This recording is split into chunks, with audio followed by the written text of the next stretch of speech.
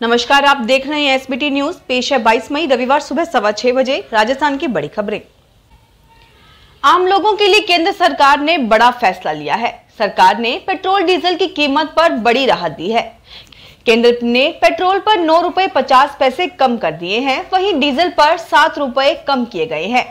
सरकार ने excise duty में कटौती करते हुए आम लोगों को बड़ी राहत दी है। केंद्र ने गैस सिलेंडर पर भी एक्साइज ड्यूटी कम की है। पीएम उज्ज्वला योजना वाले सिलेंडर पर इस साल 200 रुपए की सब्सिडी दी जाएगी। एक परिवार को साल में 12 सिलेंडर मिलेंगे। इसका फायदा 9 करोड़ परिवारों को मिलेगा। वित्त मंत्री निर्मला सीतारमण ने ट्वीट कर जानकारी दी है।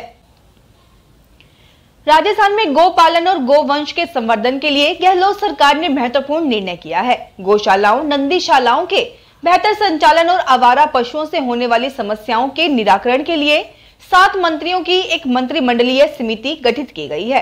मुख्यमंत्री अशोक गहलोत के निर्देशों पर गठित इस समिति में स्वायत्त शासन एवं नगरीय विकास मंत्री शांति कुमार धारीवाल, संयोजक और गौपालन मंत्री प्रमोद जैन भाया समन्वयक होंगे। राजस्थान सरकार ने hotel, restaurant, guest house, canteen, bakery, ice cream parlour और मिठाई की दुकान आदि के लिए तकनीकी मापदंड जारी कर दिए। नए मापदंडों में इन कार्यों के लिए लाइसेंस देने की प्रक्रिया को कठिन किया गया है। सरकार की ओर से व्यावसायिक गतिविधियों के लिए जारी तकनीकी मापदंड के तहत मास्टर प्लान में जिस भूखंड का व्यावसायिक उपयोग है, उन्हीं में इन कामों के लाइसेंस दिए जा सकेंगे। बड़े शहरों में सड़क की न्यूनतम चौड़ाई 100 फुट और अन्य शहरों में 60 फीट जरूरी होगी। वन्यजीव प्रेमियों के लिए खुशखबरी है। राजधानी में दूसरी लेपर्ड सफारी रविवार को शुरू हो जाएगी। विश्व जैव विविधता दिवस पर मुख्यमंत्री अशोक गहलोत शाम 4:30 बजे वीसी के जरिए इसका उद्घाटन करेंगे। उद्घाटन के बाद सफारी लोगों के लिए शुरू हो जाएगी। इसकी ऑनलाइन बुकिंग शुरू हो गई है। इस सफारी के शुरू होने के बाद जयपुर पहला शहर होगा जहां 2 लेपर्ड सफारी संचालित होंगी। इससे पहले यहाँ हाथी सफारी भी चल रही है। जल्द टाइगर सफारी भी शुरू हो जाएगी। बता दें कि आमागढ़ लेपर्ड रिजर्व में 20 से ज्यादा पैंथर प्रवास करते हैं। यहाँ आए दिन शावक भी देखे जा रहे हैं। राजधानी के जंगल में 70 से ज्यादा पैंथर हैं। राजस्थान सरकार ने अपनी बजट घोषणाओं को अमल में लाना शुरू कर दिया है। इसके तहत स्वायत्त शासन विभाग ने 15 नई नगर पालिकाओं की घोषणा की है। विभाग ने टिब्बी, खाजूवाला, बासनी, दाता रामगढ़, गुडा गोडजी, बड़ौद, मंडावर, बुली, टपुकड़ा, बलेसर, निमराना, रानीवाड़ा, अजीतगढ़ और हमीरगढ़ की अधिसूचना जारी कर दी है। इन नगरीय निकायों का क्षेत्र संबंधित ग्राम पंचायत क्षेत्र की सीमाएं ही होंगी। उदयपुर में सेंट्रल जीएसटी की एंटी इवेजन शाखा ने अर्थ ग्रुप पर छापा मारकर कार्रवाई की है। टीम ने शुक्रवार को मधुबन स्थित अर्थ स्किन एंड फिटनेस सेंटर पर छापा मारकर पेनल्टी के साथ 13,89,000 रुपए की वसूली की। दरअसल टीम ने पाया कि अर्थ स्किन एंड फिटनेस कंपनी की ओर से जो भी ट्रीटमेंट दिए जा रहे थे, उन्हें हेल्थ केयर सर्विस का हिस्सा बताया जा रहा था। इस पर देय जीएसटी नहीं दिया जा रहा था। राजस्थान सरकार ने राज्य में जालोर सहित 3 जगह एसओजी फील्ड यूनिट खोलने की मंजूरी दी है। इन नई यूनिट्स में लगाए जाने वाले इक्विपमेंट्स के लिए राशि भी जारी कर दी गई है।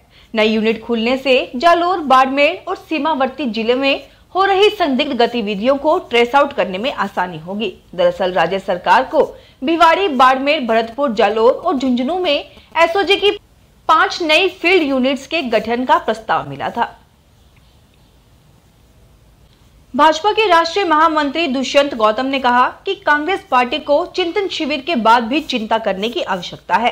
कारण कि चिंतन शिविर के बाद कांग्रेस पार्टी के शीर्ष नेता लगातार पार्टी छोड़कर जा रहे हैं।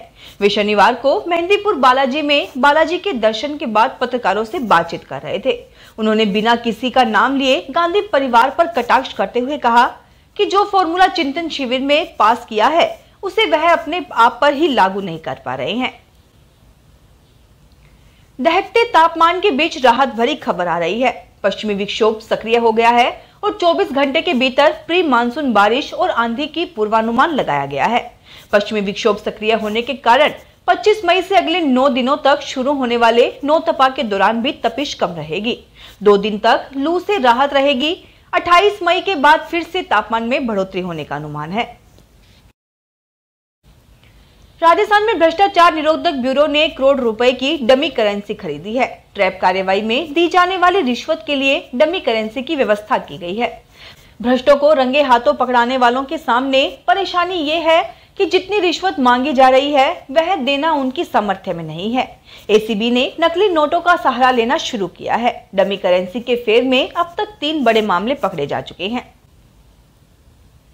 किसानों एवं व्यापारियों को इस साल जीरे में अच्छा मुनाफा मिल रहा है। जीरे के भाव वर्तमान में 250 रुपए प्रति किलो के पार निकल गए हैं। जानकारों के अनुसार जीरे के ये भाव अभी तक के उच्चतम है। देश में 70% जीरे की फसल मारवाड़ में होती है। हालांकि इस साल जीरे की पैदावार करीब 50% ही हुई है, लिहाजा जीरे के भावों में तेजी का रुख देखा जा रहा है। मारवाड़ की मिट्टी ने इस वर्ष जीरे की महक से किसानों के चेहरे खिला दिए हैं।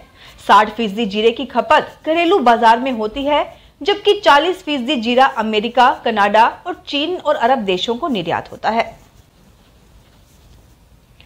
Central board of secondary education board परीक्षाएं जून माह तक चलेंगी। इस बार टाइम टेबल ने टीनेजर्स के समर वेकेशंस पर पूरी तरह से पानी फेर दिया है। पेरेंट्स का कहना है कि हर बार सीबीएसई परीक्षा इतनी लेट नहीं होती। लंबी परीक्षा के कारण सारे प्लान कैंसिल चल रहे हैं। वहीं इन दिनों ट्रेनें व टूर्स एवं ट्रेवल की बसें भी अमूमन जोधपुर में बुक चल रही हैं। कई घरों में हॉलिडे प्लानिंग पूरी तरह से फेल हो चुकी है। राजस्थान को जल्द ही नई राजस्थान इन्वेस्टमेंट प्रमोशन स्कीम मिलने वाली है। प्रमुख सचिव वित्त अखिल अरोड़ा ने रिप्स 2022 की तैयारियों को लेकर सचिवालय में बैठक की। इसमें प्रदेश के प्रमुख औद्योगिक संगठनों के प्रतिनिधियों को भी आमंत्रित किया गया है। वित्त सचिव ने उद्योगपतियों से रिप्स 2022 के लिए सुझाव मांगे। Federation of Rajasthan trade and industry 40 की ओर से कार्यकारी अध्यक्ष अरुण अग्रवाल ने कहा कि प्रदेश में निवेश प्रोत्साहन के लिए और उद्योगों की लागत कम करने के लिए नेट SGST पर निवेश सब्सिडी योजना शुरू की जाए। खाने की थाली में तड़का अब जेब पर भारी नहीं पड़ेगा। अगर सब वर्तमान अनुमानों के आधार पर रहा तो जल्द ही खाद्य तेल सस्ते हो सकते हैं। इंडोनेशिया के राष्ट्रपति जोको विडोडो ने पाम ऑयल एक्सपोर्ट पर लगे बैन को हटाने का ऐलान किया है। इससे राजस्थान की ऑयल इंडस्ट्री को भी राहत मिलेगी। साथ ही पाम ऑयल के उपयोग से जुड़ी अन्य इंडस्ट्री का भी सस्ता विकल्प मिल सकेगा। राजस्थान में बड़ी संख्या में खाद्य तेल उत्पादक इकाइयां हैं। इनमें से अधिकतर पाम ऑयल का उपयोग करती हैं। 23 मई से निर्यात पर पाबंदी हटने के बाद अगले 1 महीने में कीमतें नियंत्रण में होंगी। संस्कृत शिक्षा विभाग में वरिष्ठ अध्यापक के 417 पदों के लिए ऑनलाइन आवेदन 23 मई से भरने शुरू होंगे। राजस्थान लोक आयोग ने इसकी अधिसूचना और कार्यक्रम जारी कर दिया है।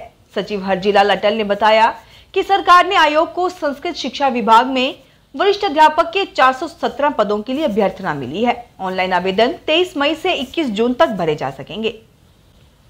फिलहाल इस बुलेटिन में इतना ही। फिर हाजिर होंगे और बड़ी खबरों के साथ। एसबीटी न्यूज के और भी वीडियोस को देखने के लिए हमारे चैनल को सब्सक्राइब करें और नोटिफिकेशन पाने के लिए बेल आइकन को प्रेस करें।